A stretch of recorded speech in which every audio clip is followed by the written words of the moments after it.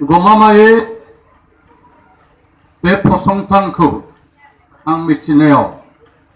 जोंहा अमृत सेक्रेटारि सानसुमा बर' आरो लोगोसे सोरजि बसुमतारीजों लोगोसे माखासे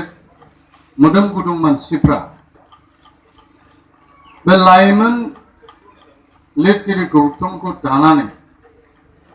गमामायै जोंनि जाखांबोनाय लाइमोनफोरनि जिथु सोरजिलु बे सोरजिलुखौ मान होनो आरो बेखौ गनायथि होनो जे हाबाफारि लादों बे जोबोर गोजोनथाव बाथ्रा। आं जोबोर गोजोननाय मोनदों दिनै जोङो लाइमोनफोरनि गेजेराव जिथुनिखि थुनलाइनि बिहोमा बे थुनलाइनि बिहोमा लिरनायनि जिथुनिखि थुलुंगा बे थुलुंगाया दिनै जानांसिगौ। दिनै फेसबुक बा कम्पिउटार बा ग्लबेलाइजेशननि उन जों नुनो मोनदों जे डिजिटल ग्लबेलाइजेशन जानो थांगासिनो दङ। दिनै ग्लबेलाइजेशननि उन थांनाय लोगो लोगो जोंनि जिथु हार्ड कपि जिथु रिडिं कालचार जिथु फरायनायनि जिथुनिखि धाउथि एसपिरेशन बेयो एसे खमायलांनाय बायदि जों नुयो प्रेक्टिकेलि। बेखौ साननानै बर' थुनलाइ आफादा मोननै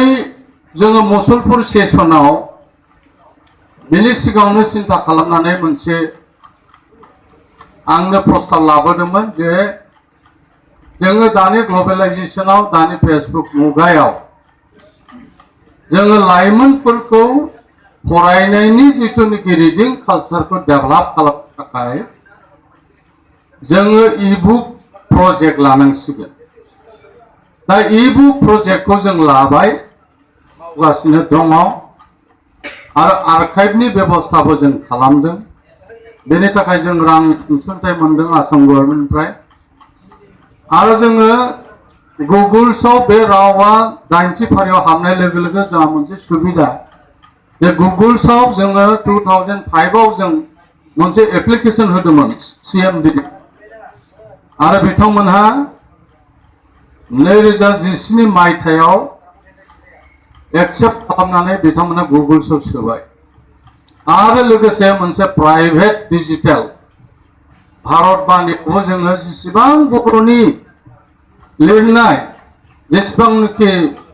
दङ रावखान्थि डिक्शनारि राव बिहुं बायदिसिना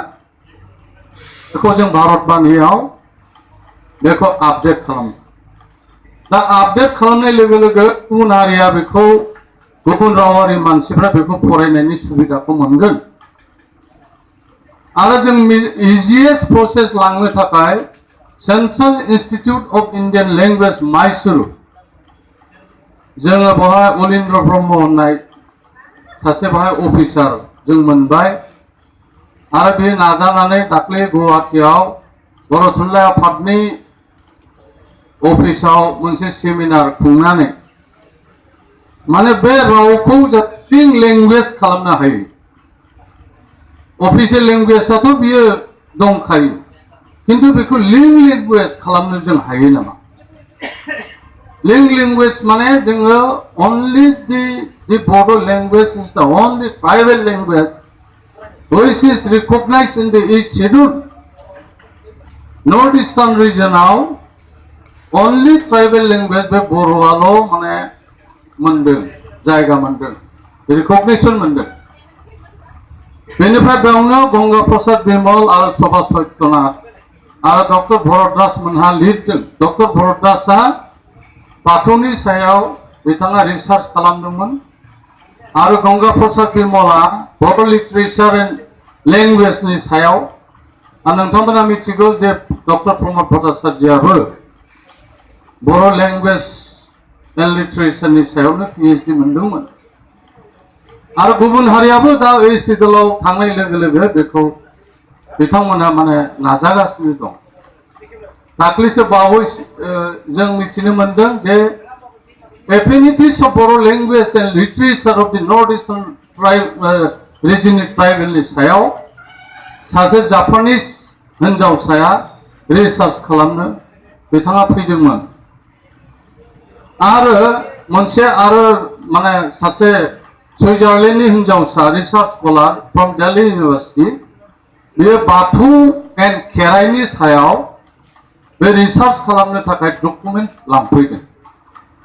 दा बेखौ जों नुनो मोनो जे बे रावा एक्चुअलि भेरि रिच बिराद रिसार्च लैंग्वेस्टिक माबा होननानै जों बुङो जोंनि सेक्रेटारिया बुंलांदों बानिकान्त काकतियाबो बुंदों जे नर्थ इस्टार्न रिजनाव बेयो आगोलाव बर' रावा आनरिटेनमोन दा रिटेन फर्म जानानै बियो 2003 निफ्राय बियो ओइट सिडुलाव आजावजादों ओमफ्राय बे रावा बिराद रिचखा बेनि फनेटिकेल हेबिट बेनि जिथु रिंसारथि बेनि जिथुनाखि वर्ड्स माने इंलिश बायदि वर्ड्स जोंनाव दङ जेने मिनिनायावनो बहुद दं मिनिहां मिनिस्लु मिनिखैरो बायदिसिना दा बेफोरखौ जोङो बर' थुनलाइ आफाद जोनोम जादों दुलाराय बर' फरायसा आफाद जादों जोङो बर'नि गौथुम माखासेया जों नाजादों बे रावखौ कम्पोजिट लेंगुवेज खालामनो दिनै सोनाबनि कामरुपनि बर' आरो गवालपारानि बर'जों मिलायामोन जेरोखोम माने थुरसिखौ खांसि बाहाय होनो बेनिफ्राय बिथांमोनहा बाहाय दासो बाक्सा जादों आगोलावथ' बरपेटा नलबारिमोन मोखौ होननानै बुङो मोसौखौ दा बेखौ कम्पोजिट जों खालामनो थाखाय बर' थुनलाइ आफादा जोङो बै दारखुसियाव बुंनाय कल'कियेल बा डाइलेक्टिक माबाखौबो जों लानांगौ बबेबा कक्लाबारियाव सोरबा बुंनायखौ लानांगौ सोरबा गवालपारा बे मास गावआव बुंनायखौबो जों लानांगौ दा हजों बिथांमोनहा आलासिखौ बुन्दा होनो बुन्दा बिराद गाज्रिथार जों साननायाव आरो खिन्थु आरो गाइखेरखौ बिसोर बुन्दि होनो होमबा माने बुन्दा फैदों बुन्दै गैया होनबाथ' एसे स्लें खोनायो खिन्थु बेखौबो जों आजावनांगौ दा बेबायदिनो लेंगुइस्टिक एफिनिटिसआ बेयो माने मानसिनि डाइलेक्टिकेल माबानिफ्रायसो बेयो जन्म जानाय बे फैगोन बिमानि रावजों एखे बिखा बिख्लोनिफ्राय जोनोम जानानै जिथु बिमानि राव जायखौ होनदों मादार टां